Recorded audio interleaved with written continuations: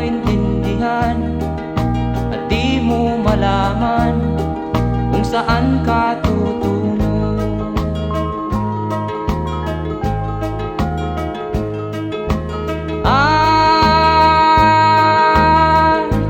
Kung nakamit mo na ang pangarap,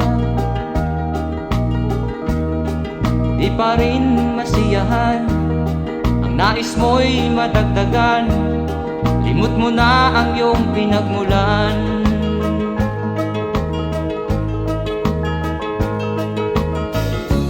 Bakit nga ba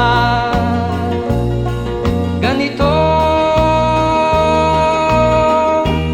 Ang tao'y walang kasiyahan.